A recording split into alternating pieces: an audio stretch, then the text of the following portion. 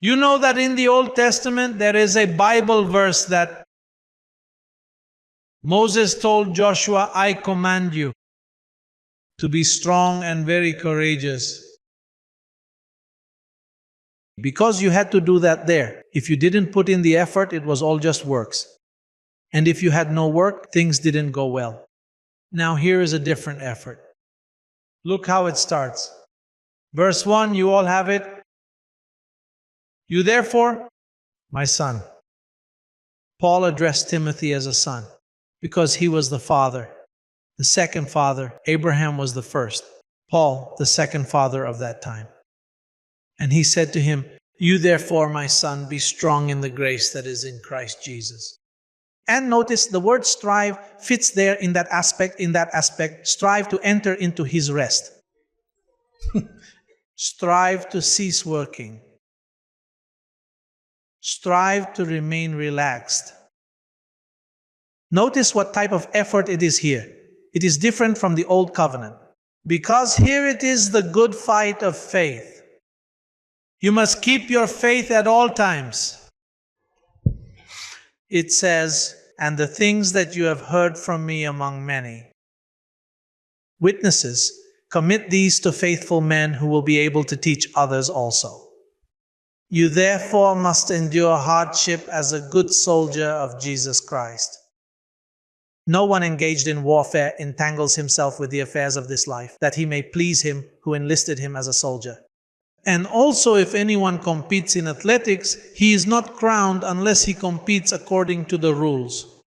The hard-working farmer must be first to partake of the crops. Consider what I say, and may the Lord give you understanding in all things. The first step is to endure hardship. Anyone whose eyes are opened and enters this revelation begins to speak differently and starts seeing things from a point of view different from everyone else. From dads, moms, families, uncles, work colleagues. And so, because of that reason, you start to suffer hardships. It is not that you stop or prevent suffering hardships. In other words, don't defend yourself.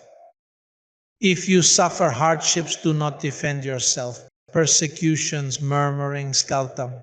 Because things will come to you because of who you are. Everyone here is called to walk in works prepared beforehand.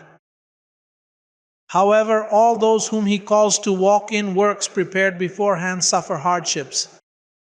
Be it the husband who fails to understand, or the wife who fails to understand, or the children who fail to understand, or the family or the church that you left behind, who begin to speak ill of you for being here. That is where you truly suffer hardships. They inquire about your current location, at growing in grace, and how did you dare to go there? How did I dare? No, how was I brought there? I was dragged there, because no one gets there on their own. You didn't arrive here by yourself. You were brought here.